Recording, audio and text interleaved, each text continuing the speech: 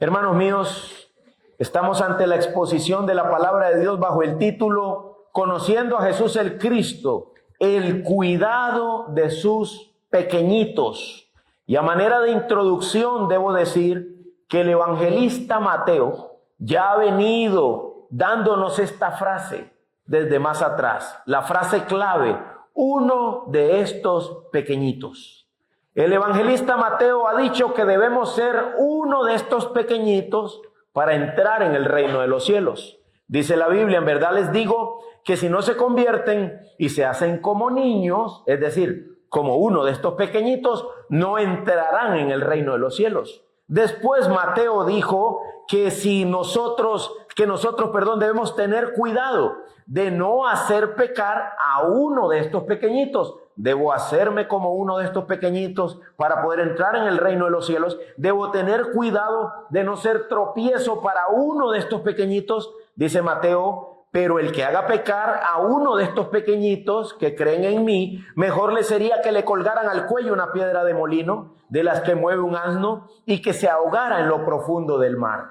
Así que el tema con uno de estos pequeñitos es un tema serio.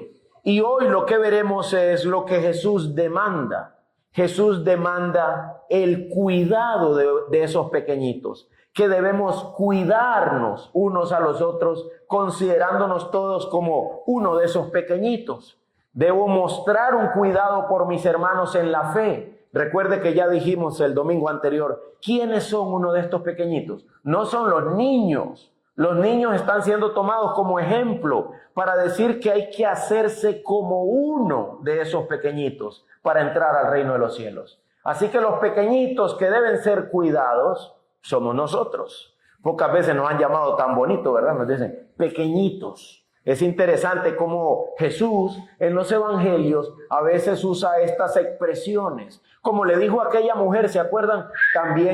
Que la mujer dice, también los perrillos, ¿verdad? Porque Jesús dijo anteriormente, no es correcto dar las migajas o la comida de los hijos a los perrillos. Así que a veces Jesús usa unos diminutivos interesantes. Y aquí usa un diminutivo interesante para nosotros, para la iglesia. Nos llama pequeñitos y dice que debemos cuidar a los pequeñitos.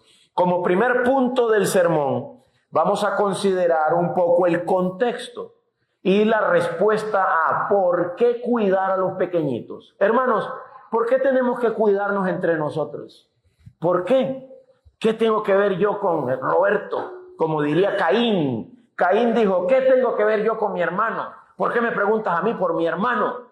¿Por qué tenemos que cuidarnos nosotros? Dice la Biblia lo siguiente. Mira lo que dice Mateo 18, pero desde el verso 10. Miren, ¿qué dice el 10? Miren que no desprecien a uno de estos pequeñitos. ¿Por qué? Porque les digo que sus ángeles en los cielos contemplan siempre el rostro de mi Padre que está en los cielos. Es decir, no menosprecien a uno de estos pequeñitos, porque mi Padre los está cuidando. A estos pequeñitos. Porque Dios está cuidando a Roberto, ya que lo tomé como ejemplo, ¿verdad? Porque el mismo Padre Dios lo está cuidando. Por eso yo no debo menospreciarlo a ese pequeñito. Verso 11, porque el Hijo del Hombre, como muestra de que el Padre Dios lo está cuidando, dice, el Hijo del Hombre ha venido a salvar lo que se había perdido. Así que este es el primer punto del sermón, aunque pertenece al contexto de nuestra cita hoy. Pertenece al contexto, pero es donde se nos dice por qué debemos cuidarnos.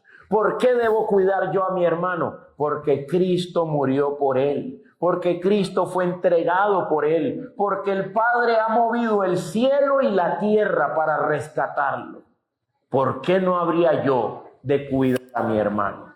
El término despreciar conlleva la idea de tener en poco a uno de estos pequeñitos. No podemos hacer eso. Dice Cristo, miren que no desprecien a uno de estos pequeñitos. Imagínate, hermano, despreciándonos nosotros entre nosotros, cuando el Padre Dios no nos ha despreciado. O despreciando yo a un hermano, menospreciándolo, ignorándolo, dejándolo, o cuidándolo, cuando el Padre Dios sí lo cuida a través de sus ángeles. cuando Él envió a su propio Hijo para rescatarlo y para salvarlo. Si yo soy cristiano, debería actuar de manera consecuente con lo que el Padre y el Hijo están haciendo. ¿Qué está haciendo el Padre y el Hijo en este mundo, hermanos? Salvando almas, rescatando lo que está perdido. Así que también yo necesito implicarme en esto. Y eso nos lleva al segundo punto del sermón. El primer punto es muy pequeño, simplemente decir, ¿por qué tengo que cuidarlo? Porque el Padre Dios está implicado en esto, porque Jesús está implicado en esto. Eso nos lleva al segundo punto del sermón. Entonces yo estoy obligado a la búsqueda del pequeñito que está descarriado. Si el Padre Dios está implicado, si el Hijo está implicado, entonces estoy obligado.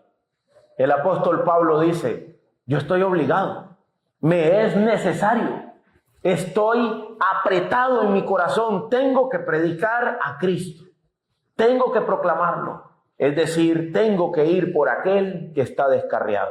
Ahora sí, vamos a los versos 12 al 14 para analizar nuestra obligación. Inicia con una pregunta, subráyela, medítela, apúntela. Dice, ¿qué les parece? Dice Jesús, ¿qué les parece? Si un hombre tiene 100 ovejas y una de ellas se ha descarriado.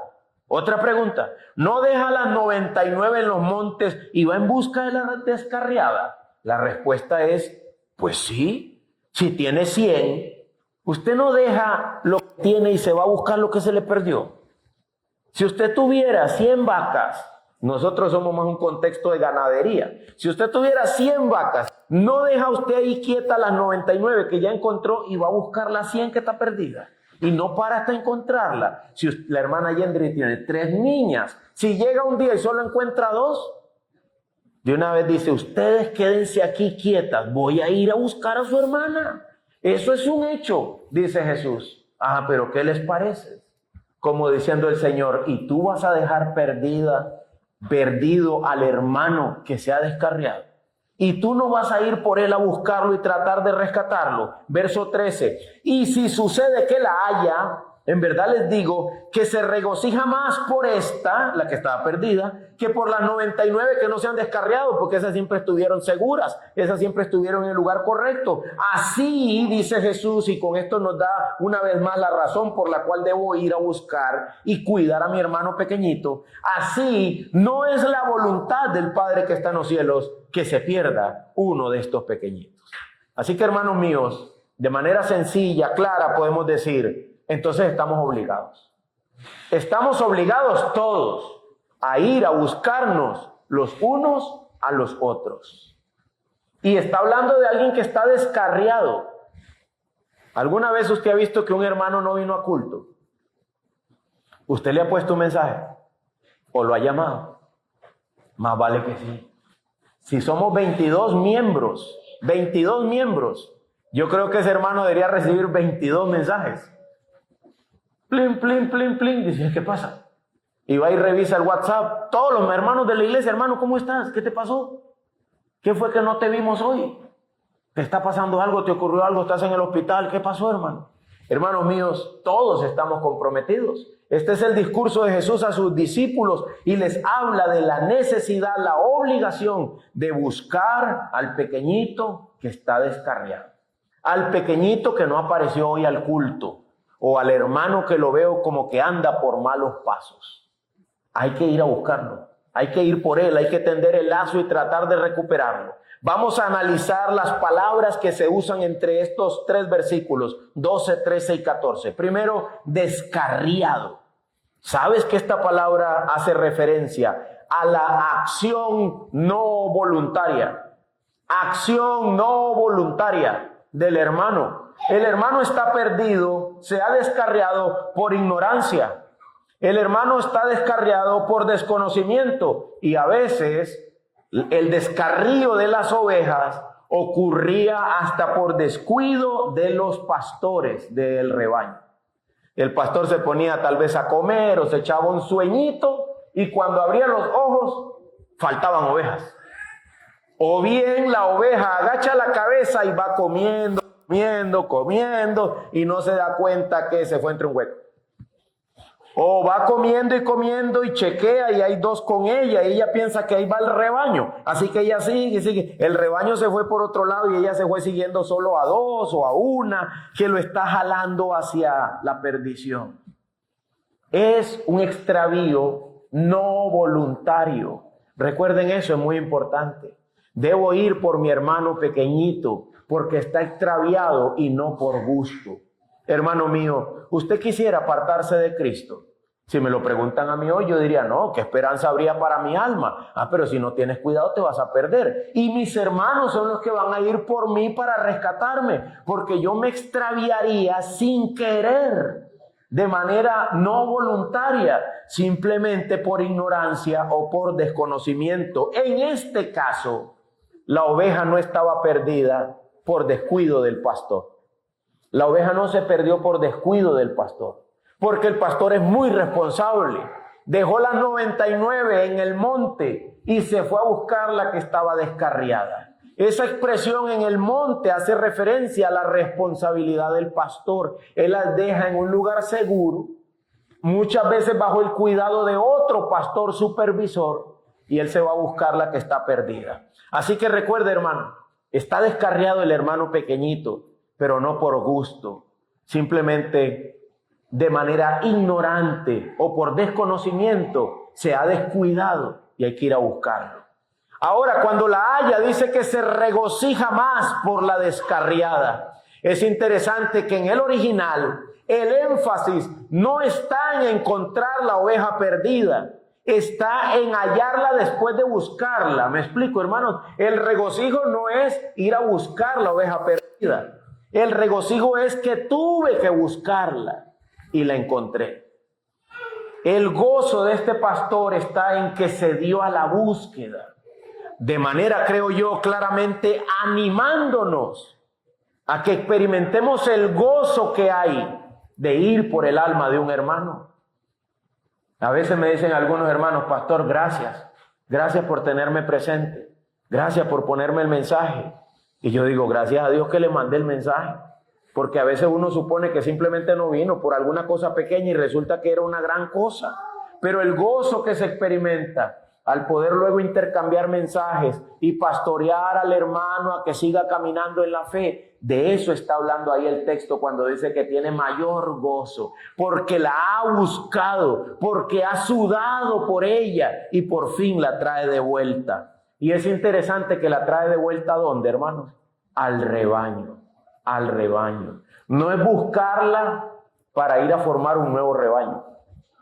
Vámonos, de por sí aquí nadie se interesó por ti. Vámonos para uno nuevo que yo voy a formar. Eso suena como Absalón. Si yo fuera rey en lugar del rey, todo estaría mejor, ¿verdad? No, esta oveja va a buscar, este pastor va a buscar la oveja para traerla de vuelta al rebaño. Y este pastor somos nosotros, buscando cada uno a su hermano pequeñito. Salir y buscar al pequeñito que está descarriado. ¿Cuál es la razón?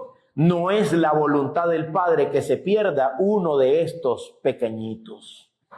Hermano, ¿cuántas veces te has mortificado pensando qué será lo que Dios quiere?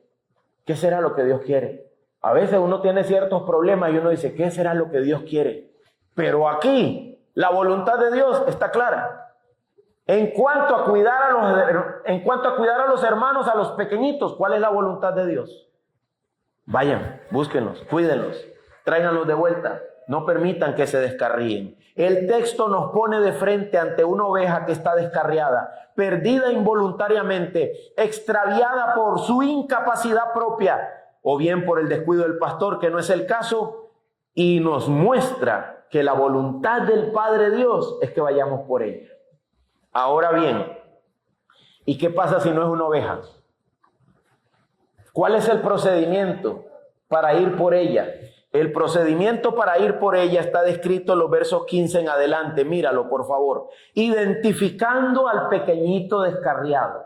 Dice, si tu hermano peca, ve y repréndelo. Verso 15. Si tu hermano peca, ve y repréndelo a solas. Si te escuchas, ganado a tu hermano. Pero si no te escucha, lleva contigo a uno o dos o más a uno o a dos más para que toda palabra sea confirmada por la boca de 2 o 3 testigos. Y si rehúsa escucharlos, dilo a la iglesia. Y si también rehúsa escuchar a la iglesia, aquí viene la clave.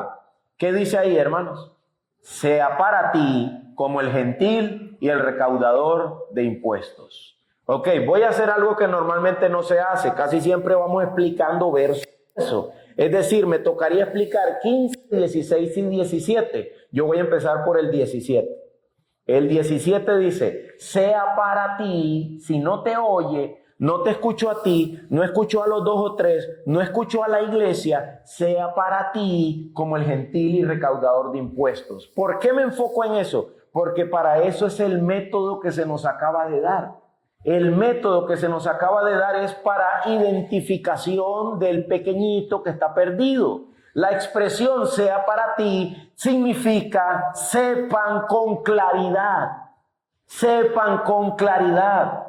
Es un saber con toda certeza. De esa manera puedo estar seguro si estoy lidiando con un hermano pequeñito que se extravió por ignorancia, por desconocimiento, o si estoy lidiando con alguien que no es ni salvo, que decía ser un hermano y no lo era. La intención del método que Jesús nos da es para que sepas con claridad si estás ante un hermano o no. Ahora sí, vamos al método.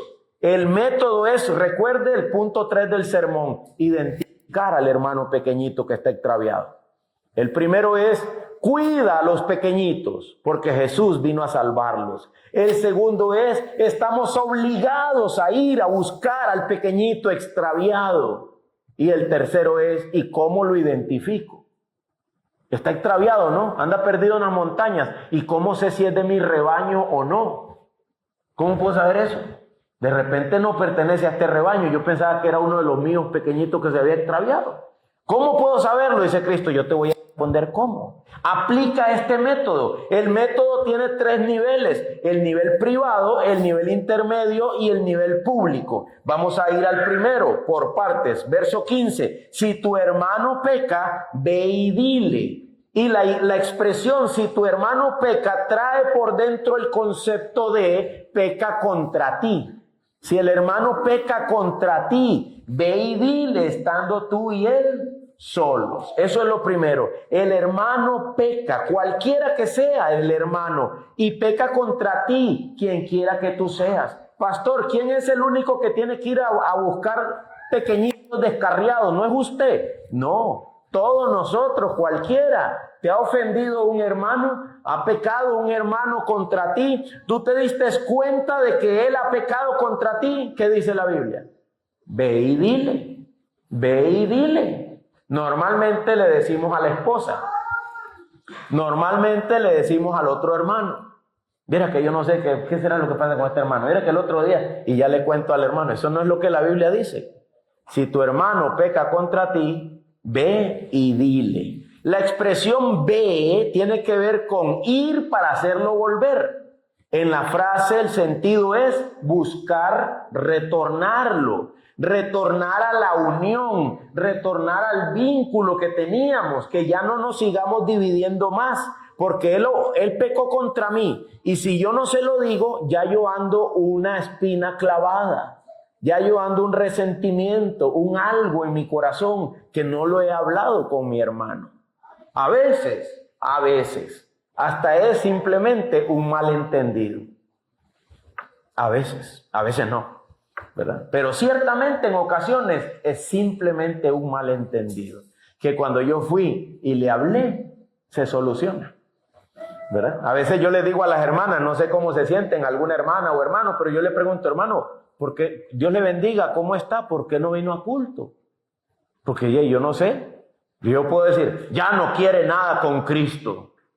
Y de repente está en el hospital con un suero puesto ahí. Y yo pensando que ya no quiere nada con Cristo. Y me dice, no hermano, tengo un gripón que me está matando. Y no solo a mí, también a Lucy, ¿verdad hermano? Y ahí entonces uno se da cuenta que la persona está mal, enferma.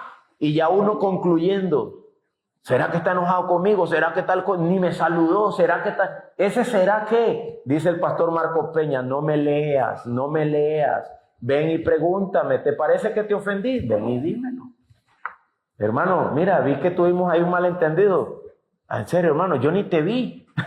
Y a veces uno piensa que tuvimos un malentendido. Pero recuerde, ve y díselo. Ahora, cuando dice repréndelo, dice, si tu hermano peca contra ti, ve y repréndelo. Repréndelo. Conlleva la acción clara, firme, de señalar el pecado y hasta mostrar las evidencias. Dice el pastor Paul Washer, evidencia, evidencia, evidencia. Recuerde esto, hermano. Conlleva la acción clara y firme de señalar el pecado y hasta mostrar las evidencias del mal cometido para buscar del hermano un arrepentimiento. Eso no es materia mía. Yo lo que hago es buscar la palabra, ver qué significa en griego y ahí encuentras ese significado en el diccionario. ¿Qué es repréndelo? Es señalar el pecado del hermano de forma clara, de forma firme. Quiero decirles algo a manera preventiva. Cuando vamos por un hermano, no empecemos a hablar de nuestro pecado. No fuimos ahí para hablar de nuestro pecado. Fuimos ahí para hablar del pecado del hermano, de forma clara, de forma firme, señalándolo y mostrando la evidencia. No, si el asunto es mi pecado, a veces uno va por un hermano, entonces el hermano se desquita. Ah, qué bueno que vino y me dice eso, porque sabe. Yo también tengo contra usted esto y esto y esto. En ese caso deberíamos decir, bueno hermano, gracias por decírmelo. Pero mira, hoy yo vine por ti. Así que terminemos de hablar esto. Y a ver si tú te vas a arrepentir o no. O vienes tú por mí. ¿Verdad? Pues se vuelve un combate de que tú vienes por mí, yo tengo más contra ti. Desde ahí ya el inicio es bastante feo y pecaminoso. Sin embargo, recuerde, debemos mantenernos, estoy hermanos míos preparándoles para tanta cantidad de desacuerdos que vamos a tener entre nosotros dentro de la iglesia. Recuerden, debemos ir con la mentalidad de hablar con el hermano, él y yo a solas, y mostrarle claramente su pecado. Claro, para eso yo he tenido que hacer un proceso de memoria, de revisión y ver qué es lo que dice la Biblia para mostrarle claramente su pecado. Y luego, ¿qué dice el texto? Si te escucha, has ganado a tu hermano. Se acabó el problema, se acabó el conflicto. Si rehúsa escucharlos, sube al nivel siguiente. No quiero enfatizar mucho eso porque yo lo he dicho muchas veces. Si tu hermano peca, ve y dile, estando tú y él solos. Nivel 1. Si te oye, ahí terminó todo. Si no te escucha, súbelo de nivel. Lleva a otro contigo, toma contigo a 2 o 3. En ese nivel se recomienda tener presente a las autoridades de la iglesia, es decir, los pastores o los líderes de la iglesia, en el nivel 2. Porque imagínate venir y decirlo a la iglesia de pronto, sin que el pastor ni lo sepa, qué es lo que está pasando. Así que lo ideal sería buscar pastores o autoridades de la iglesia que vengan conmigo al nivel 2, aunque no es tan necesario, pero sería lo ideal. Lleva contigo a otro para que conste toda palabra. También el otro ayuda a ver si es necedad mía o de verdad es pecado del hermano. Y de esa forma nos equilibra. Ahora bien, en tercer lugar, dentro del proceso, hemos visto 2 puntos ya dentro del proceso. El primero, inicia con la acción de pecado del hermano contra mí. El segundo, viene la acción como tal de ir y reprenderlo. El tercer aspecto en el proceso, en cada uno de los niveles, el Señor está con nosotros. En cada uno de los niveles el Señor ha dicho que está con nosotros. Vea lo que dice el verso 18. En verdad les digo que todo lo que ustedes aten en la tierra será atado en el cielo, y todo lo que desaten en la tierra será desatado en el cielo. Además les digo, verso 19, que si 2 de ustedes se ponen de acuerdo sobre cualquier cosa que pidan aquí en la tierra, les será hecho por mi Padre que está en los cielos, porque donde están 2 o 3 reunidos en mi nombre, ahí estoy yo en medio de ellos. A eso se le llama, hermanos, el ministerio de las llaves. La iglesia ata y desata. ¿Ata y desata qué? ¿Demonios? No. Ata y desata almas en pecado. La iglesia, a través de este proceso de restauración, va determinando si el hermano está en pecado o no está en pecado, si se ha arrepentido o no se ha arrepentido. En todo ese proceso el Señor está con nosotros. Si tu hermano peca, ve y dile. Si no, lleva contigo a otro. Si no, dilo a la iglesia. Y háganlo con plena confianza, dice el Señor, de que yo estoy ahí respaldando lo que ustedes hacen. Donde estén 2 o 3 reunidos en mi nombre, dice el verso 20, ahí estoy yo en medio de ellos. Eso no tiene nada que ver con la cantidad de gente que va al culto.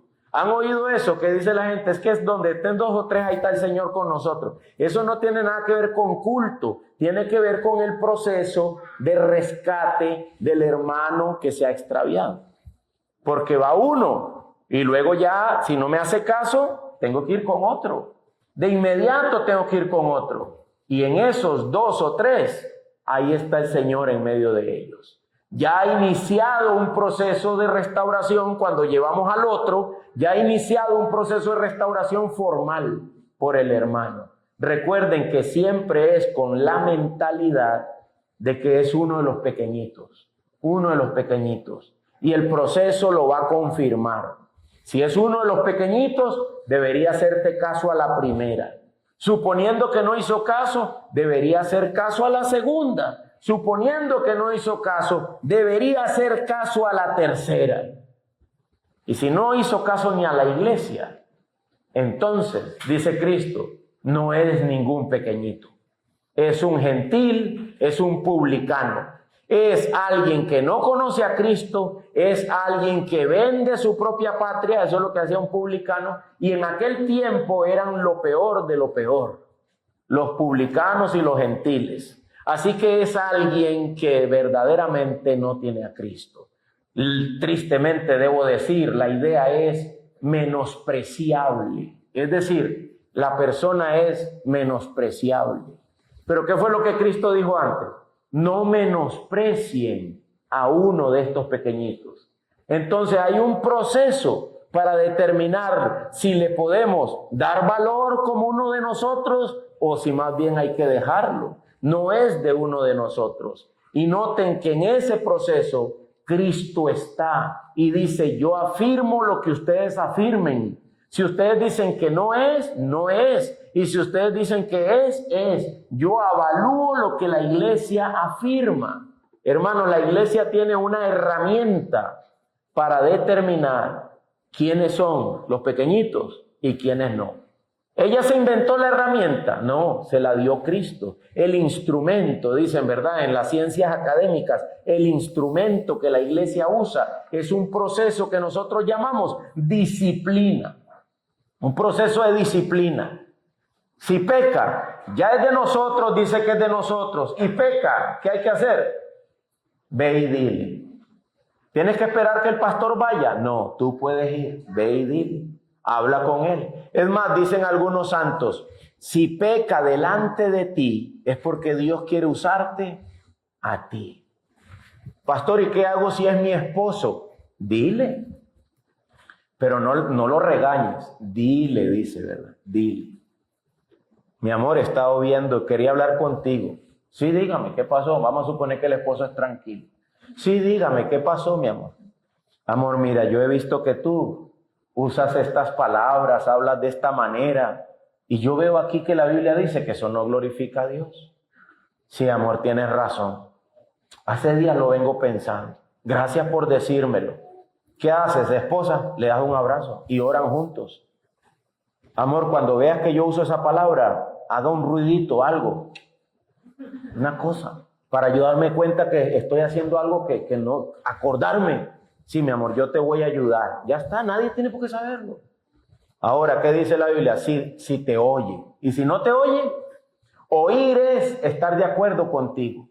Oír es asentir. Es cierto lo que tú me dices. Gracias por decírmelo. Ayúdame. Claro, estamos para eso. Y si no te oye, ahora toma contigo a otro. No sigas tú, esposa, como gotera continua. Tin, tin, tin, tin, tin. Y ahí siempre cayéndole encima, dicen los de República Dominicana, ¿verdad? Ahí la esposa me cae encima, me cae. No, dile a otro. Si es miembro de la iglesia, ¿verdad? Si no, pues ya es evidente que no es ningún pequeñito, está perdido. Pero si es una persona que dice ser creyente y dice que es miembro de la iglesia, toma contigo a otro para que en boca de dos, tú y el otro, o tres, tú y el otro, conste toda palabra. Mi amor, ¿te acuerdas que sí? Yo veo que tú te enojaste. No te gustó eso que te dije, no lo aceptaste, rechazaste lo que yo te señalé. Aquí traje al pastor, ¿verdad? Y ahora el esposo va a hacer un trago grueso. Y el pastor, mi amor, no puedes buscar a otro. No, aquí traje al pastor, para que él diga, pastor, ¿cierto o no? ¿Es pecado o no? ¿Qué dice usted? Entonces se evalúa y se da el punto de vista. No tengo que ser yo, recuerda, puede ser otro hermano o hermana, depende de qué sea, con quién sea, de qué se trate, pero busca otro. No sigas insistiendo de manera infinita, busca otro. Si los oye, ahí murió. Y si no, súbelo de nivel. Imagina, la iglesia toda tiene que llegar a saberlo. Si tú eres miembro de Bandera en Alto y tal vez decías, híjole, eso no me gusta. Bueno, al tomar la Santa Cena, al firmar el libro de membresía, algún día escucharás de toda la iglesia sabiendo de alguien que no se arrepiente. Y Dios quiera que no sea yo, que no seas tú, ¿verdad? Debemos tener temor, ¿no? Yo no quiero que me pongan delante de toda la iglesia, pero la Biblia dice, dilo a la iglesia. Si no los oye, dilo a la iglesia. Y si no oye a la iglesia, no es ningún pequeñito, está perdido. No hay nada que estar preocupado por ese hermano que está descarriado. No es ningún pequeñito. Debes entender que está perdido y necesita exponerlo al evangelio que salva. Empezar de cero, está perdido, hay que empezar de cero, hay que aceptar la realidad. Pensábamos que era creyente, pero no, ya quedó claro. Sepan, dice, que si no oye ni a la iglesia, esa persona está perdida. Sépanlo, dice. Esa persona, ustedes pueden despreocuparse de ella, no en términos de no hablarle el evangelio, sino la angustia de ir por el pequeñito. No, ya tranquilos, eso no es ningún pequeñito, es un perdido como tantos. Un día le decía yo a un hermano, ay hermano, ¿cómo necesita la gente escuchar de Cristo? Y me dice, sí hermano, en todos lados, de todos lados, ¿verdad? Usted pasa por un pueblo y usted dice, es que yo declaro que en este pueblo va a haber una iglesia porque aquí tiene que haber una iglesia, es necesario. Y ahí en el otro pueblo también, en el otro también, en el otro también, en todos lados. Es decir, la necesidad de oír de Cristo está por todos lados. Pero ¿cuál es la diferencia cuando se trata de un hermano mío en la fe? Debo ir por él, porque es mi hermano. Y si lo gano, gloria a Dios por eso. Si es ganado, es atraído de vuelta, gloria a Dios por eso. Pero si llegado al nivel 3 no lo es, téngale por gentil y publicano. Ahora vamos a ver un ejemplo. 1 Corintios 5. Aunque yo leí esto la semana pasada en la Santa Cena, ¿verdad? No, la tras antepasada. 1 Corintios 5. Pero vamos a ojearlo un poquito para que ustedes vean cómo se puso en práctica en la iglesia primera lo que estamos leyendo aquí en Mateo. 1 Corintios 5, ¿lo tienen? Leo rápidamente. En efecto se oye que entre ustedes hay inmoralidad, y una inmoralidad tal como no existe ni siquiera entre los gentiles, al extremo de que alguien, entre paréntesis de ustedes, tiene la mujer de su padre, y ustedes se han vuelto arrogantes en lugar de haberse entristecido para que el que de entre ustedes ha cometido esta acción fuera expulsado de en medio de ustedes. Pues yo por mi parte, aunque ausente en cuerpo, pero presente en espíritu, como si estuviera presente, ya he juzgado al que cometió tal acción. En el nombre de nuestro Señor Jesús, cuando estén reunidos y yo con ustedes en espíritu, con el poder de nuestro Señor Jesús, entreguen a ese tal a Satanás para la destrucción de su carne, a fin de que su espíritu sea salvo en el día del Señor Jesús. Este es un hombre que seguramente ya lo habían dicho todo lo que había que decirle y no hacía caso. Entonces la iglesia entró en pausa. La iglesia no hacía nada. Solo decían, ahí viene el hermano ese que anda con la madrastra. Y nadie hacía nada. Y dice Pablo, ¿pero qué es esa barbaridad? Esa jactancia de ustedes, la iglesia. Tienen que mantener la pureza moral. Reúnanse y hagan de cuenta que yo estoy con ustedes y en el nombre del Señor, porque el Señor dijo, yo estoy ahí donde están 2 o 3, yo estoy ahí, en el nombre del Señor, pongan afuera a esa persona. Y es interesante que dice, al tal, pónganlo afuera. Échenlo de la membresía de la iglesia, no puede ser considerado miembro. Ahí tienen la disciplina puesta en práctica para expulsar. ¿Qué hicieron ahí? Lo ataron a sus pecados. Dicen, mira hermano, verdaderamente tú estás amarrado al pecado, es evidente. Hemos tratado de soltarte, pero no, el pecado te tiene completamente amarrado y tú estás feliz ahí. Tú agarras los mecates y te los aprietas tú mismo. Así que no podemos considerar que tú seas un creyente. Va para afuera, fuera de la membresía de la iglesia. Eso es desatar, eso es atar. Y desatar, pase por favor a 2 Corintios 2:5. Otro caso, no es el mismo hombre, es otro hombre. 2 Corintios 2:5 al 7. ¿Lo tienen? 2 Corintios 2:5 al 7. Bueno, vamos a leer desde el 4. 2 Corintios, yo estoy mal. Déjeme llegar. 2 Corintios 2:5, no, en el 5. ¿Lo tienen ahí? Pero si alguien ha causado tristeza, no me la ha causado a mí, sino hasta cierto punto, para no exagerar, a todos ustedes. Es suficiente para tal persona este castigo que le fue impuesto por la mayoría. Así que por el contrario, ¿qué dice Pablo ahí? Ustedes más bien debieran perdonarlo y consolarlo, no sea que en alguna manera éste sea abrumado por tanta tristeza. ¿Lo ven? Este es una persona que ofendió a Pablo, no es el mismo de la primera carta. Este es alguien que ofendió a Pablo y parece que le mandaron a escribir a Pablo. Pablo, el hermano que te ofendió está muy arrepentido. Todos nosotros lo regañamos. Todos nosotros le dijimos que eso no es así y le mandamos un castigo. Estos hermanos eran de armas tomar, ¿verdad? Después de la primera experiencia se habían vuelto hipersensibles probablemente. Y ya no lo hemos dejado que vuelva a tomar la Santa Cena. Entonces el hermano estaba triste y arrepentido. Y la iglesia le manda a decir a Pablo, ¿qué hacemos? ¿Lo recibimos o lo dejamos para afuera? Y dice Pablo, recíbanlo. Pero te ofendió a ti, Pablo. Eso no importa. ¿Ya está arrepentido? Sí. Ustedes lo amonestaron duro y él está triste por lo que hizo. Sí. Ya recíbanlo. No vaya a ser que el diablo lo consuma por tanta tristeza. ¿Me explico? Pero este estaba arrepentido, el otro no. A uno hubo que ponerlo afuera y al otro que recibirlo. A uno hubo que declararlo amarrado a sus pecados y al otro decir, tú has sido desatado y el Señor te ha devuelto con nosotros. ¿Lo ven, hermanos?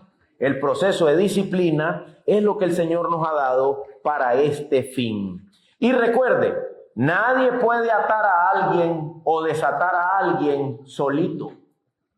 ¿Usted vio eso ahí en alguna parte? Como que tú decláralo condenado. No puedes hacer eso. Para hacerlo tienes que llegar al nivel 2 o al nivel 3. Es decir, con testigos. Dice que tienen que haber mínimo 2, tú y otro, o 3. ¿Por qué? Cito para ustedes. Escuchen, por favor. Cualquiera que dé muerte a alguno, el que quiera matar al otro, eso es la ley del Antiguo Testamento. No se preocupen, aquí no hay que matar a nadie. Dice, cualquiera que dé muerte a otro, por boca de lo que dicen los testigos, morirá el homicida. Mas un solo testigo no hará fe contra una persona para que muera. Acabo de leer Números 35:30 de Números. Un solo testigo no dará fe para que alguien muera. Y ahora leo Deuteronomios. No se tomará en cuenta a un solo testigo contra ninguno en cualquier delito ni en cualquier pecado. En relación con cualquier ofensa cometida, solo por el testimonio de 2 o 3 testigos se mantendrá la acusación. ¿Cuánto es el mínimo para mantener la acusación? 2 o 3 testigos. Por el testimonio de uno solito no. Por eso es que en la iglesia, si tu hermano peca contra ti, ya échalo de la iglesia. No, no puedes hacer eso. Tienes que buscar a otro. Y luego, si no le hace caso a los 2 o 3, ¿Ya lo pueden echar? Pues sí, ya se puede, pero todavía hay un paso más. Dilo a la iglesia. ¿Me explico? Dilo a la iglesia. Hermanos míos, debemos recordar esto porque es la forma en cómo el Señor nos cuida. Para que quede claro a lo mayor posible si somos de los pequeñitos o no. Yo sé que este tema era un poco intelectual. Los veo un poco cansados, pues ya casi terminamos, no se preocupen. Pero es importante decirlo, hermanos, porque esto tenemos que empezar a practicarlo. Ya Bandera en Alto tiene más de 20 miembros y ya es mucho para que el pastor ande detrás de todos los que pecan contra mí, ¿verdad? Todos tenemos que empezar a ir unos por otros, pero recuerde con qué mentalidad, con la de que el Padre quiere que vayamos a recoger, a recobrar al hermano que está descarriado. Y el hermano que está descarriado tiene que estarlo por ignorancia, tiene que estarlo por desconocimiento. ¿Y cómo lo compruebo? Ve y dile. Así se va saliendo de la duda. Ahora, si ya se lo dijo uno, si ya se lo dijo dos y si ya se lo dijo toda la iglesia, ¿usted cree que es desconocimiento? Ya eso es negligencia, eso es pecado, eso es perdición, eso ya no glorifica a Dios y esa persona debe ser puesta fuera de la membresía. Un momento duro, pero es parte del proceso, porque ahí ya sabemos que no lo era. Ahora, hermanos, eso es si lo ponemos afuera. ¿Y si se arrepiente? Pedro sí se puso a rascarse la cabeza y se preguntó por eso. Pedro como que dijo, lo de ponerlo afuera no hay problema, pero ¿qué tal si se arrepiente? ¿Y qué tal si vuelve a pecar? ¿Se vuelve a arrepentir? ¿Qué hacemos en ese caso, Señor?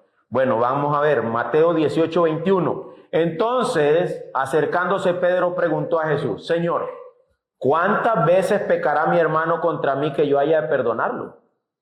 ¿Hasta 7 veces? Los rabinos perdonaban hasta 3 veces. Pedro se mostró magnánimo, superior, y dijo, hasta 7. Más que los rabinos, supongo, ¿no? Hasta 7. Y dice Jesús, yo te digo no. Verso 22, te digo hasta 70 veces 7. Número que simplemente lo que quiere decir es infinita cantidad de veces. ¿Sabes qué es lo que Jesús está diciendo? Si hay arrepentimiento, debes perdonar. Debes perdonar. Es más, dicen los teólogos, aunque no te pida perdón, debes perdonar. Si hay arrepentimiento, debo perdonar. Si no me pide perdón, debes perdonar por igual. Y si te lo pide, también lo perdono por igual. Perdona sí o sí, dice Cristo. Todo el tiempo tú perdonas sí o sí. ¿Y por qué? Vea el verso 23. Por eso, el reino de los cielos puede compararse a cierto rey que quiso ajustar cuenta con sus siervos. Al comenzar a ajustarla, le fue presentado uno que le debía 10,000 talentos, 216 toneladas de plata, es decir, 216,000 kilos de plata, más o menos unos 10 cabezales, hermano Rafa, unos 10 camiones con todo y traileta cargados en plata, lo que le debían, ¿verdad? Más o menos. La carga de 10 cabezales debía ese hombre. Imagínate, dice, verso 25, pero no teniendo él con qué pagar, se ordenó su señor que lo vendieran, junto con su mujer e hijo y todo cuanto poseía, y así pagará la deuda. Entonces el siervo cayó postrado ante él, diciendo, tenga paciencia conmigo y todo se lo pagaré. Y el señor de aquel siervo tuvo compasión, lo soltó y le perdonó la deuda. Ni siquiera fue que le dijo, está bien, te voy a dar chance, págamelo más tarde. No, le levantó la deuda. Tuvo compasión y ni le cobró nada. No solo te voy a perdonar no solo te voy a dar chance, ni siquiera te voy a cobrar. Eso es increíble lo que hizo este señor que tenía mucha plata. Ahora, ve al 28. Pero al salir aquel siervo, el que habían perdonado la deuda, encontró a uno de sus consiervos que le debía 100 denarios. ¿Sabe cuánto es eso en plata? En plata son 360 gramos. Es decir, 10 vagonetadas de plata contra una palada de plata. El otro solo le debía una palada. Y él le debía a su señor 10 camiones. Y el señor le perdonó los 10 camiones. Pero la palada que le debían a él no se la quiso perdonar al otro. Mira lo que sigue diciendo ahí. Dice, le debía 100 denarios, echándole mano, se me da la impresión como que se le fue al cuello, lo ahogaba y le decía, paga lo que debes. Y ahí te puede ponerlo más, paga lo que debes, paga lo que debes. Entonces su consiervo, cayendo a sus pies, le suplicaba, ten paciencia conmigo y te pagaré. No es que no te voy a pagar, ten paciencia. Sin embargo, él no quiso, sino que fue y lo echó a la cárcel hasta que pagara lo que debía. Así que cuando los consiervos vieron lo que había pasado, se entristecieron mucho y fueron y cayeron y contaron a su señor todo lo que había sucedido. Entonces, llamando al siervo, su señor le dijo, siervo malvado, te perdoné toda aquella deuda porque me suplicaste. ¿No deberías tú también haberte compadecido tu consiervo, así como yo me compadecí de ti? Y enfurecido su señor lo entregó a los verdugos hasta que pagara todo lo que debía. Aquí viene todo lo que esto significa, hermanos. Verso 35. Y ahí termina. Así también mi Padre Celestial hará con ustedes si perdonan de corazón cada uno a su hermano. Hermano mío, el perdón dentro de la vida de la fe no es negociable. El perdón se da. ¿Sabes por qué? Porque el Señor me ha perdonado a mí una vagonetada de infidelidad. Una vagonetada de perversión, es más, no una, 10 vagonetadas. Y yo no le quiero perdonar al otro una palabra. ¿Se imaginan ustedes que vienen a cargar 10 camiones, vienen a cargar la deuda que yo tenía? 10 camiones. Y yo solo agarro una paladilla de arena y le digo, ¿cuál de los 10 camiones quiere llevársela? Y uno dice, pero no vinimos por una paladita, vinimos por 10, vinimos porque eran 216 toneladas. Pero el otro solo debía una palada. Y no se la quisieron perdonar. ¡Qué hombre más malvado este siervo! Y a la vez yo pensaba esta mañana, cuánta gracia ha tenido el Señor conmigo. Hermanos, dice el Señor, mira, yo te he perdonado a ti una cosa incalculable, pero incalculable. Yo te la he perdonado a ti. Es más, este monto, nadie podía pagarlo ni en toda la vida. No podían pagarlo. Imagínense que los 360 gramos de plata era el salario de 2 meses de trabajo de un hombre, más o menos. Ahora, ¿cuándo iban a pagar los 216 toneladas que debía el otro? Y Dios lo perdonó. Y yo no quiero perdonar al que me ha ofendido. Pedro poniendo un cálculo. Señor, ¿cuánto hay que perdonar? Dice, Pedro, ¿qué estás hablando? ¿Qué estás hablando? Si yo te perdoné a ti, tú has sido perdonado por gracia. ¿Qué estás hablando de cuánto hay que perdonar? Perdona. Si hay arrepentimiento, perdona. Si te pide perdón, perdona. Y si no te pide perdón, perdona también. Deja eso, suéltalo, que se vaya. Perdonar es decir, yo no voy a hacer lo que tú me hiciste. Yo no te voy a pegar fuego, yo no te voy a serruchar el piso, yo no voy a ir a malinformarte, nada. Yo te perdono, te suelto, vete. Yo no voy a tomar ni una sola acción contra ti. Tampoco voy a poner en mi WhatsApp del teléfono que Dios se encargue. Tampoco no voy a poner eso. Es perdón, es perdón. Es tan chistoso, ¿verdad? Que hablamos de perdón, pero ponemos ahí, el Señor se encargue de mis enemigos. Yo los perdono. ¡Ja! Mentiras. Es mentiras. Estoy expresando odio. Estoy expresando rencor. Perdonar es, olvídalo. Tíralo al fondo del mar, déjalo, olvídalo. Ahora, pastor, entonces, yo tengo que hacerme amigo otra vez del que me ha ofendido. ¿Quién te dijo eso? Eso es falta de sabiduría. La Biblia dice que lo perdones. La Biblia no dice que confíes en él otra vez. Hermanos, el pecado tiene consecuencias. Y usted al perdonar, lo que usted está diciendo es, yo no te las voy a cobrar, pero las consecuencias sí las va a recibir. ¿Me explico? Si la consecuencia es que hay que ponerlo fuera de casa, póngalo fuera de casa. Si la consecuencia es que usted no va a volver a andar con esa persona, no vuelva a andar con esa persona. Hay consecuencias. Todos tienen que recoger las consecuencias de su pecado. Lo que no debe recoger es mi venganza. Esa no debe estar. Esa no debe estar. ¿Me explico? ¿Usted me odia? No, yo no lo odio. Yo no confío en usted. Yo le abrí mi corazón a usted. Le conté todo, le dije todo. Y usted fue y se lo dijo a todo el mundo. No, no es odio. Es que no confío. Pero yo no he andado diciendo todo lo que tú me dijiste. Eso está guardado. Eso se murió. Eso no va a ocurrir. Hermanos míos, debemos entender la diferencia entre el perdón y las consecuencias. Por ejemplo, ¿qué tal que alguien viene y dice, hermanos, perdónenme? Yo ofendí, cometí un delito. Perdónenme. No le cuenten nada a la policía. ¿Qué haríamos, hermano? No, hermano, te perdonamos. Pero si de verdad estás arrepentido, vamos a la policía. ¿Verdad? Dice la gente, ¿hasta dónde quiere que yo llegue? Entonces no hay arrepentimiento. ¿Verdad? ¿Y por qué me quieren cobrar todo eso? Yo ya pedí perdón. Eso es un comportamiento pecaminoso, mentiroso, infantil, perverso. El verdadero arrepentimiento no pone límites. Perdón, te he ofendido. Estoy dispuesto a reconstruir la confianza si me das la oportunidad. Reconozco que te ofendí profundamente.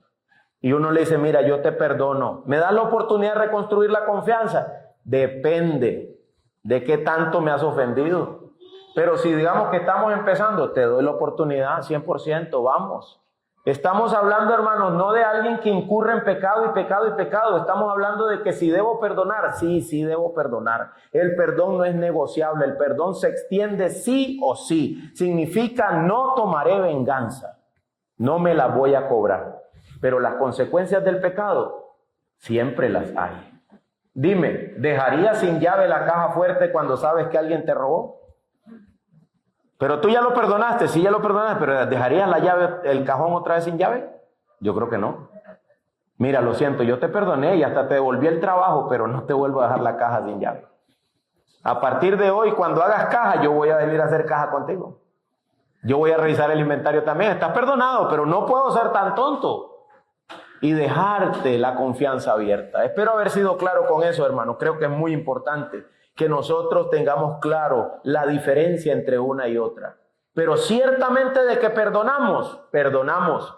Al que mucho ama, al que mucho se le perdona, dice la Biblia, mucho ama. Y por lo tanto estamos dispuestos a mostrar ese amor a otros. Ahora quiero terminar, voy a usar unos 3 minutos para terminar, diciendo 3 cosas, hermanos, que tenemos que cuidar. 3 cosas que tenemos que cuidar. Esto de hoy yo sabía que no era un sermón, era más como una enseñanza. 3 cosas que tenemos que cuidar. Fidelidad doctrinal.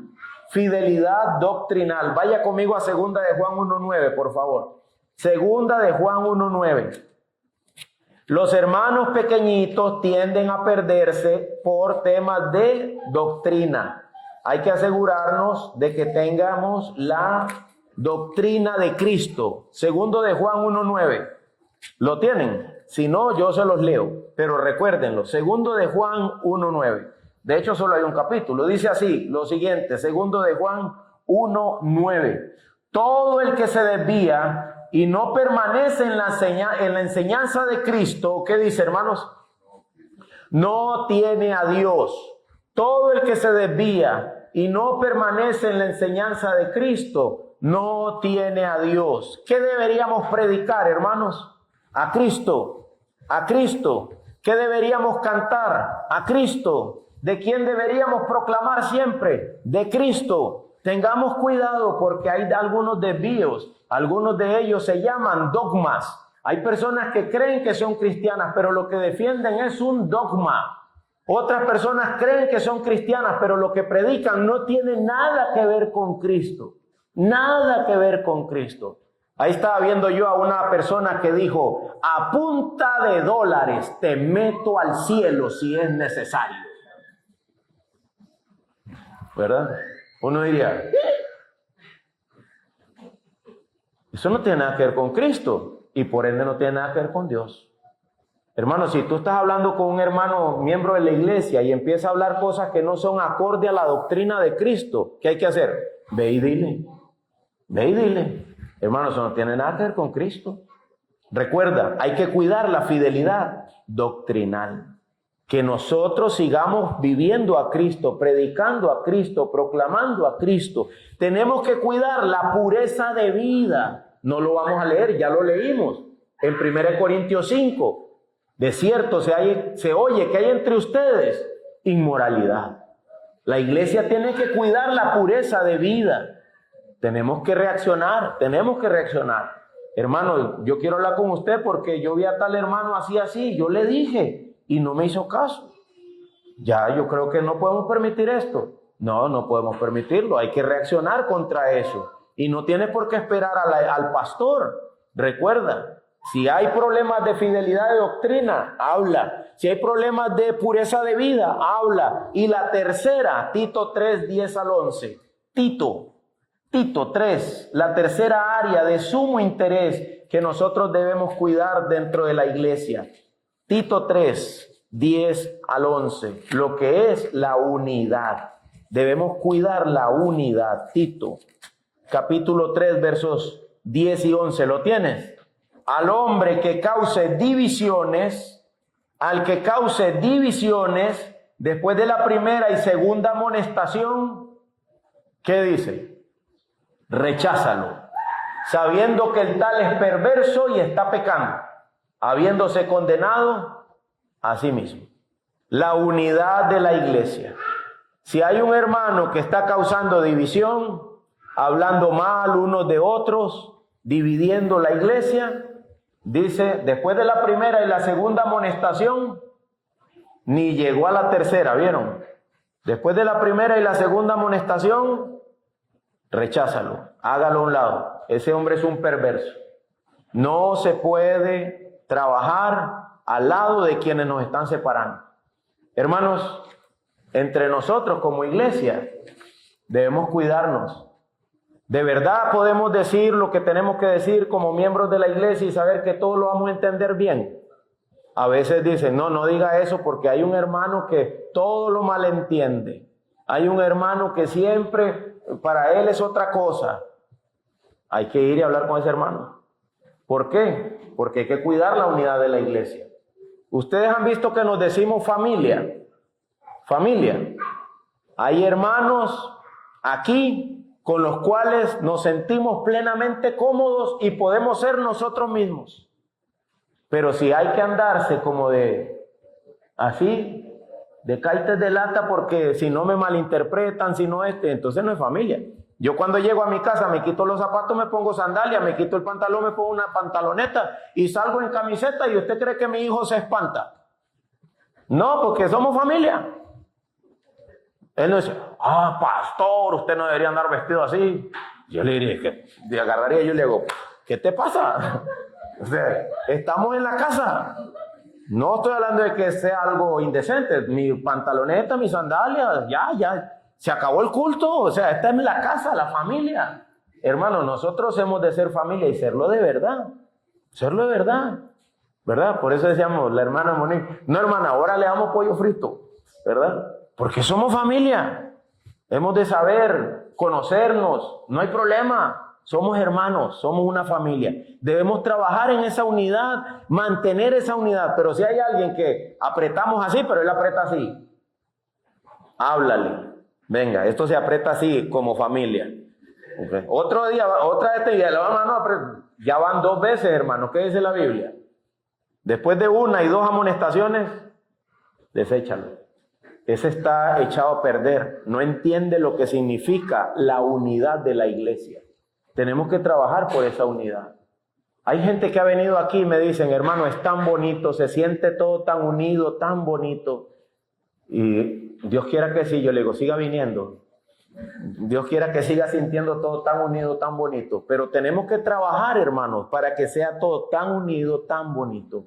Todos conocernos bien. Como le decía un hermano un día a otro, eres mi hermano, todavía te amo. ¿Verdad? Un pastor le decía al otro, ¿por qué no me volviste a llamar?